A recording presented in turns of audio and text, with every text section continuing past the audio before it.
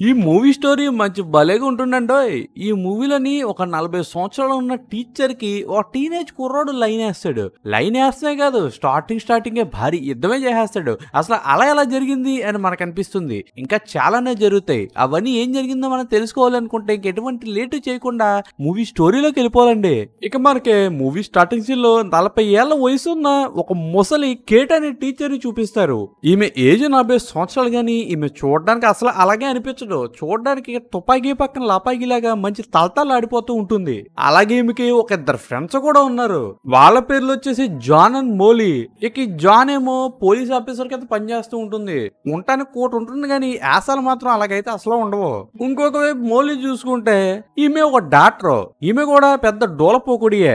అయితే వీళ్ళ ముగ్గురు అందగత్తులు కలిసి బ్రిటన్ లోని ఒక మూల ఒక ఇంటిని తీసుకుని అందులో ఉంటూ ఉంటారు. ఇక వీళ్ళ ముగ్గురు సంవత్సరాల్లో 40 ఏళ్లే, కానీ ఇప్పటి వరకు ఎవరికి పెళ్లిళ్ళు అవ్వలేదు. అయితే వీళ్ళ ముగ్గురు ఒక రోజు దిక్కుమాలి సోది పెట్టుకుంటా దుక్కును కూర్చుని వాళ్ళు ఎవరితో డేటింగ్ చేశారో చెప్పుకుంటూ ఉంటారు. ఫస్ట్ మౌలి దూరేసి, నేను హాస్పిటల్లో పనిచేస్తున్నప్పుడు ఒక అబ్బాయి నాకు చాలా బాగా నచ్చేసాడు, సరేలే వెళ్ళి పిసిగేద్దామని డేటింగ్ కి వెళ్తాని అక్కడ ఆడు చక్కనా కొడుకులాగా బిహేవ్ చేస్తున్నాడు. ఈడేంటి ఇలా బిహేవ్ చేస్తున్నాడు, అసలు మగోడేనా అని నాకు చిరాకేసి అక్కడి నుంచి వచ్చేసాను అని ఈమె చెప్పుకుంటాను. ఇంకో పక్కన జాను నా స్టోరీ చెప్తాను అని ఆమె మధ్యలో దూరేసి, ఒకరోజు నేను ఒక పార్టీకి వెళ్ళాను. అక్కడ నాకు రోచర్ అనే ఒక రోతనా కొడుకు కనిపించాడు. వాడితో నేను డేటింగ్ చేద్దాం అనుకుంటే వాడు నిజంగానే రోతనా కొడుకు అని తెలిసి అక్కడి నుంచి పారిపోయి టాక్సీ ఎక్కి నేను ఇంటికి వచ్చేస్తుంటే ఆ టాక్సీ వాడు మరి దొంగనా కొడుకు అనుకుంటా. వాడి దగ్గర చాలా తేడా అయిన వస్తువులు ఉన్నాయి. నేను పోలీస్ అయ్యింటి కూడా భయపడి కారు పక్కన ఆపమని పారిపోయి అక్కడి నుంచి ఎస్కేప్ అయ్యాను అని చెప్పుకుంటూ ఉంటారు. నిజంగా మాట్లాడుకుంటే లేదో పెద్ద అందగత్తుల్లాగా ముసలి మొహాలు వేసుకుని దిక్కుమల్ని స్టోరీ అంతా చెప్పుకుంటూ ఉంటారు ఇక్కడ. అయితే ఫైనల్ గా కేతుని అడుగుతాడు, బాబు నువ్వేం పీకావో చెప్పమ్మా అని. కేతు మాత్రం ఏమే మీ ఇద్దరికి తెలియదా నాకు హెల్త్ ప్రాబ్లం ఉందని, నేను ఇంకెవరితో డేటింగ్ చేస్తానే, అయినా గానీ నేను ఒక స్కూల్ టీచరు, నా కింద 500 మంది పిల్లల దాకా చదువుకుంటున్నారు, నేను ఇలా దిక్కుమాల వేసాలు ఇచ్చా అని పరమ పత్తి సోదంతా చెప్తూ ఉంటుంది. ఇంకెక్కడతోని సోద వదిలేస్తేనే తర్వాత సీన్ లో కేట్ ఎవరో చనిపోయారు అని తెలిసి చర్చికి వెళ్తుంది. అయితే అక్కడ అందరూని ఆ చనిపోయిన వ్యక్తిని తలుచుకుంటూ ప్రేయర్ చేస్తూ ఉంటాయి. ఇంకో పక్కన గోదరా కొడుకు పియానో తుక్కు కింద వాంచేస్తూ ఉంటాడు. అయితే కేట్ కూడా తనక చూస్తుంది, ఈడెవడో ఇచ్చి పడేస్తున్నాడు అని. ఏంటి పక్క నుంచి ఎడుతూనే మరి చెప్తూ మర్చిపోయినండో ఈ గోదనా కొడుకు పేరు జేడ్. సరేలా ఎక్కడితో ఇలా ఉంటేని మొత్తం ఆ చర్చిలోని ప్రేయర్ అయిపోయిన తర్వాత ఈ కేట్ కుదురు ఉండకుండా గెరాల్డ్ అనే వ్యక్తి దగ్గరికి వెళ్ళి, ఇందాక ఆడెవడో అక్కడ తుక్కు కింద పియానో ప్లే చేస్తాడు కదా ఆడి పేరేంటి అని అడుగుతుంది. కానీ ఆ గెడాల్ గాడు అప్పుడే ఎవరో పిలిచాడని అక్కడి నుంచి వెళ్ళిపోతాడు. దీని అబ్బా ఇదే టైం అన్నట్టు ఆ గోదనా కొడుకు జేడ్ గాడు అప్పుడే అక్కడికి వచ్చి కటిక కామంగానే కేట్ నే చూస్తూ ఉంటాడు. వీళ్ళిద్దరూ చాలా దిక్కుమల చూపులు అక్కడ చూసుకుంటూ ఉంటారు. చూస్తేనే మొత్తం మురికోసం వచ్చేస్తా ఉంటది. అయితే ఈ జేడ్ గాడు కేట్ దగ్గరికి వెళ్ళి, నేను నీ పాత స్టూడెంట్ ని, నీ దగ్గర నేను చదువు నేర్చుకున్నాను అని అంటాడు. అప్పుడే కేట్ కూడా లైట్ గా తన బల్బు వెలిగిపోయి, ఆహా ఈడు అని గుర్తెచ్చుకుంటది. కానీ వీళ్ళిద్దరు మాత్రం ఆ దిక్కుమల చూపుల వల్ల ఫస్ట్ లుక్ లోనే ఒకళ్ళ మీద ఒకళ్ళు ప్రేమలో పడిపోతారు. ఇదే దరిద్రం అంటే మొత్తం ఈ మూవీలోని. ఈ తర్వాత ఇంకో కామెడీ ఏంటంటే వీళ్ళిద్దరు ఫస్ట్ చూపులోనే ఆ చర్చి బయట ఉన్న సమాధుల దగ్గరికి వెళ్ళిపోయి టపాటప్ యుద్ధం చేసేస్తారు. నాకు ఇది అసలు అర్థం కాదు, మామూలుగాని అలా చూసి చూడగానే టపాటప్ ఎలా చేస్తారని. ఇక తర్వాత సీన్ లోని కేట్ వాళ్ళిద్దరు ముసల్ ఫ్రెండ్స్ దగ్గరికి వెళ్ళి చర్చి దగ్గర ఆమె చేసింది ఆ వివరాలన్నీ ఫుల్ గా చెప్పేస్తుంది. ఇంకా వాళ్ళిద్దరు షాకు, ఏంటి నువ్వు 25 సంవత్సరాలు ఉన్న ఒక అబ్బాయితోని ఇంటిమేట్ అయ్యావా అని. కానీ కేట్ ఇద్దరు ముసలి ఫ్రెండ్స్ తో చెప్పిందేమో గాని ఇద్దరు ముసలోళ్ళు మాత్రం 25 సంవత్సరాలు ఉన్న పిల్లడితో ఇంటిమేట్ అవుతుంటే, బాబు నువ్వెక్కడ దొరికావు బాబు అని రకరకాలుగా మాట్లాడుతూ ఉంటారు. కానీ కేట్ మాత్రం నీకేం తెలుసు, మా ఓడి పెద్ద ఆటగాడు, భారీ ఆట ఆడాడు అని ఆడికి మొత్తం హైప్ ఇచ్చేస్తూ ఉంటుంది. ఇక తర్వాత సీన్ లోని కేట్ మౌలి దగ్గరికి వెళ్లి హెల్త్ చెకప్ చేయించుకుంటుంది. అక్కడ కేట్ హెల్త్ అయితే కొద్దిగా సెటిల్ అయ్యే ఉంటుంది. కానీ మౌలి ఇలాగంటుంది, నీకు అంతా బానే ఉంది కానీ పీరియడ్స్ మాత్రం టైం కి రావట్లేదు, అది ఒకటే ప్రాబ్లం అని చెప్తుంది. ఇక తర్వాత కేట్ చర్చ్ దగ్గరికి వెళ్తుంది. ఆ చర్చ్ లోని జేడ్ అసలు ఎక్కడ కనిపించడు. ఈడేంటి ఎక్కడా లేడు అని కేట్ మొత్తం చర్చ్ అంతా కిలికేస్తూ ఉంటుంది. అయితే ఒక ప్లేస్ లోని జేడ్ కేట్ కనపడతాడు. ఇక అప్పుడు కేట్, నాకు పియానో ఎలా ప్లే చేయాలో నేర్పిస్తావా అని కేట్ ని అడిగితేని, అందులో ఉంది అఫ్ కోర్స్, నేను సమాధిలోనే భారీ యుద్ధం ఎలా చేయాలో నీకు నేర్పించాను, ఇదో లెక్క అని తీసుకువెళ్లి పియానో ఎలా ప్లే చేయాలో నేర్పిస్తూ ఉంటాడు. అయితే ఇప్పుడు వరకు కేట్కి అండాశయ క్విత్ వ్యాధి అని అదేదో వ్యాధి వచ్చిందంట. ఆ వ్యాధి వల్ల ఎప్పటి వరకు కేటు ఎటువంటి డేటింగ్ లోకి వెళ్ళదు. కానీ ఇప్పుడు ఆ వ్యాధి పోయింది కాబట్టి రెచ్చిపోదామని ఫిక్స్ అయిపోతుంది.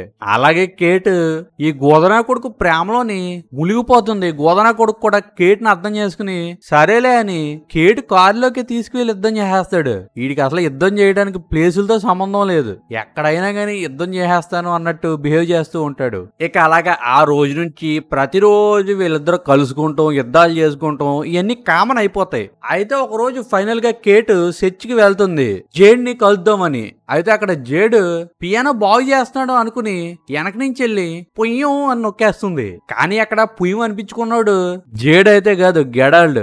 ఆడక్కడ పియానోను బాగు చేస్తూ ఉంటే వెనకాల వచ్చి పుయ్యం అనిపించేసింది పాప. కానీ జడాల్ గడికి కూడా కేట్ అంటే ఇష్టం ఉంటుంది, లైట్ గా లోపల లోపల ప్రేమించేస్తూ ఉంటాడు. అయితే ఇంకా తర్వాత సీన్ లోని ఒక రోజు కేట్ జేడ్ గారిని తన ఇంటికి తీసుకువెళ్తుంది.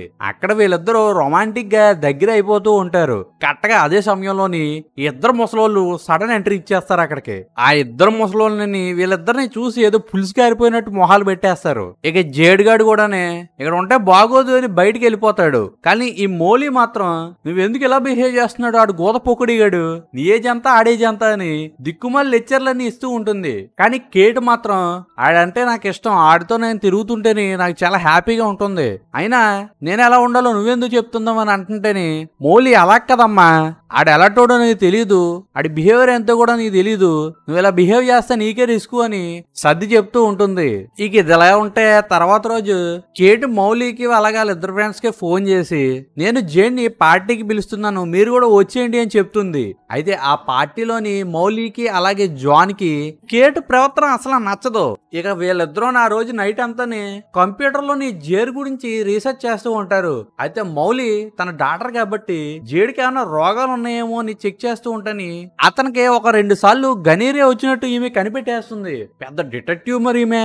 అయితే పక్కన ఈ పొట్టు పోలీసు ఉంది కదా, ఇది కూడా ఆమె ఇన్ఫ్లుయెన్స్ ని వాడి వీడికి ఏమన్నా కేసులు ఉన్నాయో లేదో అని చెక్ చేస్తేనే ఈ జేడ్ గేడ్ ఆల్రెడీ ఒక 2 సార్లు పోలీస్ స్టేషన్ కి వచ్చినట్టు అందులో కనిపిస్తుంది. ఇక వీళ్ళిద్దరూనే ఆ జేడ్ గాడి మీద ఎన్ని కేసులు ఉన్నాయి, ఎన్ని రోగాలు ఉన్నాయి అనేది ఒక ప్రింట్ తీసి కేట్ కి పంపిస్తారు. ఈ కేట్ ఏమో ఈరేదో పెద్ద పత్తిత్తులాగా ఆ జేడ్ గాడి దగ్గరికి వెళ్ళి ఆ పేపర్ చూపించి ఏంటిది నీ మీద కేసులుని అలాగే రోగాలు నీకు ఉన్నాయని నాకెందుకు ముందు చెప్పలేదు అని అటు ఇటు తిరుగుతూ మాట్లాడుతూ ఉంటాని. అయితే ఇప్పుడు నేనేం చేయను అని ఈ జేడ్ గడి అడుగుతాడు. అయితే కేట్ నువ్వు చేసిన తప్పు అని అంటేని ఈ జేడ్ గడికి బాధ వేసి సరేలే ఇంకెప్పటికీ నేను నిన్ను తాకను, ఇంకెప్పుడు నా మొహం నీకు చూపించను అని అనేస్తేని ఈ కేట్ మాత్రం తీసుకోలేకపోతుంది. జేడ్ ని ఈమె వదులుకోలేక ఆ తర్వాత నుంచి వీళ్ళిద్దరూ ఇంత ముందుకన్నా గానీ ఇంకా స్ట్రాంగ్ గా కలిసిపోతారు. నిజంగా ఇద్దరు ముసలోళ్ళని వీళ్ళిద్దరి మధ్యన స్ట్రాంగ్నెస్ ని పెంచుతాకి పని చేసినట్టు అనిపిస్తుంది ఈ సీన్ లో మనకి. అయితే ఒక వారం రోజుల తర్వాత ఈ మౌలి జాన్ కేట్ ఎలాగన్నా గాని ఆ గోదను మర్చిపోవాలి అని ఒక వారం రోజులు ప్యారిస్ ట్రిప్ కి తీసుకువెళ్తారు కేట్ ని. ఆ ఊర్లోని వీళ్ళ ముగ్గురికి ఒక ముగ్గురు వ్యక్తులు పరిచయం అవుతారు. అయితే కేట్ కూడా ఒక వ్యక్తి పరిచయం అవుతాడు. అతను ఈ రోజు నైట్ మనం కలుద్దామని డైరెక్ట్ గా అడిగేస్తాడు. ఆ పెద్ద రసికుడే ఈ ముసలోడు కూడానే. ఆ ముసలోడు అక్కడితో ఆగకుండా ఆ రోజు నైట్ కేట్ కోసం బోల్ని ఫ్లవర్స్ ని అలాగే ఒక మంచి లెటర్ ని పంపిస్తాడు. అయితే అది చూసిన కేటు వాళ్ళిద్దరు ఫ్రెండ్ ముసలోళ్ళతో ఇలా చెప్తుంది, ఎప్పుడు నాకు ఈ జేడ్గాడు ఇలాంటి సర్ప్రైజ్ ఏమీ ఇవ్వలేదు, మీరు చెప్పిందే రైటే ముసలోళ్ళారా అని వాళ్ళ ఫ్రెండ్స్ ని పొగుడుతూ ఉంటుంది. ఇక ఆ రోజు నైట్ మంచి కసక్కిలా రెడీ అయ్యి ఆ ముసలోడి దగ్గరికి వెళ్తుంది కేటు. ఆ రోజు నైట్ కేట్ ని ఆ మురిగిపోయిన ముసలోడు ఒక ముద్దుని పెట్టుకుంటాడు. అయితే కేట్ కి ఆ సమయంలోని జేడే గుర్తుకొస్తాడు. కేట్ నిజంగా జైడు ప్రేమలోని మునిగిపోయి ఉంటుంది. అందుకు అక్కడ ఉండలేక ఆ నైట్ కి నైటే బయలుదేరి కేటు జేడ్ దగ్గరికి వచ్చేస్తుంది. కేటు జేడ్ ని పట్టుకుని నిన్ను వదిలి నేను ఒక్క సెకండ్ కూడా ఉండలేను అని అతని మీద పడుకుని చాలా బాధపడుతూ ఉంటుంది. అయితే తర్వాత కేటు తన ఫ్రెండ్ మోలీకి కాల్ చేస్తుంది. ఈ మోలీదేమో ఏంటే నువ్వు పక్క రూమ్ లో ఉండి కాల్ చేస్తున్నావు అని అంటేని నేను పక్క రూమ్ లో లేను, నేను మన ఊరికి వచ్చేసాను, నాకు జేడ్ గుర్తొచ్చాడు అందుకే వచ్చేసాను అని చెప్తూ ఉంటేని వీళ్ళిద్దరూ షాకు, ఇదేంట్రా నాయన నాయనా అని. ఇక తర్వాత సీన్ లోని కేటు జేడు వీళ్ళిద్దరూ పెళ్లి చేసుకుందామని అనేసుకుంటారు. అందుకు పెళ్లి పనుల్లోని ములిగి తేలిపోతూ ఉంటారు. ఒకవైపు కేటు కూడాని గెడాల దగ్గరికి వెళ్లి నేను జేడుగాడు పెళ్లి చేసుకుంటున్నాం అని చెప్తేని ఈ గెడాలగాడు చాలా బాధపడిపోతూని అంటే మీ ఇద్దరు ఇన్ని రోజులు డేటింగ్ లో ఉన్నారా అని ఫీల్ అయిపోతూ ఉంటాడు. ఎందుకంటే ఈ గెడాలగాడు కూడా కేట్ని లవ్ చేస్తున్నాడు కదా, అందుకే ఈ ఫీలింగ్. తర్వాత సీన్ లోని ఈ మౌలి జాను కలిసి కేటి దగ్గర కూర్చుని మీ ఇద్దరు పెళ్లి చేసుకుంటే మీ ఇద్దరు బానే ఉంటారు, కానీ ఇంట్లోని మీ ఇద్దరిని చూస్తూ మేమే ఫీల్ అవుతూ ఉండాలి. మనం అందరం బానే కలిసి ఉంటున్నాం కదా, ఇప్పుడు ఈ పెళ్లి అవసరమా అని దిక్కుమాలి స్టోరీ చెప్తూ ఉంటారు. అసలు వాళ్ళిద్దరు కలిసి ఉంటే ఎందుకు మండిపోతుందో అసలు ఈ మూవీలో అసలు అర్థం కాని సీన్ ఇది. ఎలాగని ఎడగొట్టేద్దామని ప్రతి క్షణం నలిగిపోతూ ఉంటారు వీళ్ళిద్దరుని. అయితే తర్వాత రోజు ఈ జాను మౌలి వీళ్ళిద్దరూ సెచ్ దగ్గరికి వెళ్లి ఎలాగన్నా గానీ వీళ్ళిద్దరిని ఎడగొట్టేద్దామని జేడుగాడి దగ్గరికి వెళ్తాడు. అక్కడ మౌలి జేడ్ని లైట్ గా ఫ్లడ్ చేస్తూ దగ్గరికి వెళ్లి టచ్ చేస్తూ రెచ్చిపోతూ ఉంటుంది. ఒకవైపు నుంచి దృశ్యాలన్నీ జాను రికార్డ్ చేస్తూ ఉంటుంది కెమెరాలో. ప్రూఫ్ కదా, ప్రూఫ్ చూపిస్తే కేటు ఈ బొడ్డను వదిలేస్తుందని. కానీ ఆ సీన్ లోని మౌలి ఈ జేడ్ ని ఎంత రెచ్చగొట్టినా గాని ఈ జేడ్గాడు మాత్రం అసలు లొంగడు. మౌలిని దగ్గర తీసుకున్నట్టే తీసుకుని నువ్వు నాతో కలవాలంటే కలవచ్చు, కానీ నీలో నేను కేట్నే చూసుకుంటాను అని సిన్సియర్ గా మాట్లాడుతూ ఉంటాడు. కానీ కట్టగా అదే సమయంలో విధి కాటేసినట్టు కేట్ అక్కడికి వచ్చేస్తుంది. కేట్ జేడ్ ని అలా చూసి అసలు జీర్ణించుకోలేకపోతుంది. ఇక్కడ ఏం జరుగుతుంది అని అక్కడి నుంచి చాలా బాధతో బయటికి వెళ్ళిపోతుంది. అయితే ఈ జేడ్ గాడు కూడాని కేట్ ఇంటికి వెళ్లి నేను చెప్పేది వినిపించుకో, అక్కడ మా ఇద్దరి మధ్యన ఏమీ జరగలేదు, వాళ్ళు ఇలాగొచ్చి నన్ను ఫ్లడ్ చేస్తూ ఉంటే నేను నువ్వే కావాలని అన్నాను అని ఈ జేడ్ గాడు ఎంత చెప్తున్నా గాని ఈ ముసల కేటు మాత్రం అసలు మాట ఉందో ముందు పట్టేసుకుంటది. అసలు నిజమేంటో అబద్ధమేంటో తెలుసుకోకుండాని నువ్వు బయటికి వెళ్ళిపో అని జేడ్ గాడిని ఇంట్లోంచి బయటకు చూసేస్తుంది. బయటకు వచ్చిన జేడేమో డిప్రెషన్ తోని ఏంటి ఇలా జరిగింది అని రోడ్డు మీద ఆలోచనలతో నడుచుకుంటూ వెళ్తాని ఒక లారీ వచ్చి మనోడిని గుద్దేస్తుంది. గోదోడికి పగిలిపోతుంది తలకాయ. అయితే ఒక 2 గంటల తర్వాత జేడు ప్రాణాలు కూడా హాస్పిటల్లో పోతాయి. ఆ విషయం కేటుకు కూడా తెలుస్తుంది. కేటు చాలా బాధతోని హాస్పిటల్ దగ్గరికి వెళ్లి జేడ్ని పట్టుకుని ఏడుస్తూ ఉంటుంది. కరెక్ట్గా అదే సమయంలోని ఇద్దరు పతివ్రతలు అక్కడికి వస్తారు. ఎవరో మౌలి జానుని. వీళ్ళిద్దరుని కేటుని చూస్తూ ఉంటే కేటు వీళ్ళిద్దరిని అసలు చూడకుండానే వీళ్ళిద్దరి వల్లే నా బొడ్డోడు చెడిపోయారు అని ఆ కట్టెని వేసేస్తుంది. ఇక అప్పటి నుంచి కేటు విడిగా బతుకుతూ ఉంటుంది. ఆ డిప్రెషన్ లోని కేటు స్కూల్లో కూడా సరిగ్గా పని చేయలేకపోతుంది. అందుకు స్కూల్ యాజమాన్యం కూడా నువ్వు బయటకు పోమ్మా అని కేట్ ని జాబ్ లోని తీసేస్తారు. ఏ పనులు చేసుకోలేకపోతుంది. తన హెల్త్ కూడా చాలా మందికి పాడైపోతూ ఉంటుంది. అలాగా ఒక 2 నెలలు గడిచిపోయిన తర్వాత కేటు ఆ ఒంటరితనాన్ని అసలు భరించలేక గడాల దగ్గరికి వెళ్లి మనిద్దరం పెళ్లి చేసుకుందామని కేటు డైరెక్ట్ గా గడాలని అడిగితేని ఈ గడాల గాడికి గడకర్లని లేచిపోయినట్టు ఆ ఓకే అనేస్తాడు. అయితే ఒక 2 రోజుల తర్వాత కేటు గడాల్ని పెళ్లి చేసుకుంటున్న విషయం ఈ జాన్ అండ్ మౌలికి కూడా తెలిసిపోతుంది. ఆ దెబ్బకే మౌలి జాన్ దగ్గరికి వచ్చి ఈ పెళ్లిని కూడా మనం చెడగొట్టేయాలి అని చెప్తేని ఈ దెబ్బకి జాన్ కి ఒళ్ళు మండిపోయి ఆల్రెడీ మనం ఒకసారి చేసిన దానికే తన జీవితం సర్వనాశనం సంకనాకి పోయింది, ఊడు మళ్ళీ ఎడగొట్టేయాలా, అసలు బతుకుద్దా అది అని జాను మౌలి మీద చాలా గట్టిగా అరిచేస్తుంది. కానీ ఈ మౌలి మాత్రం తిట్లన్నీ పువ్వుల కింద తీసేసుకుని జాన్ ని ఏదోలాగా ఒప్పించేస్తుంది. అయితే తర్వాత రోజు కేట్ కి అలాగే ఈ గెడాల్ గడికి చర్చ్ లో పెళ్లి జరుగుతూ ఉంటుంది. అయితే కేట్ తన కడుపులో తిప్పేసి ఒకటేసారి గెడాల్ గడి పైన కక్కేసుకుంటుంది.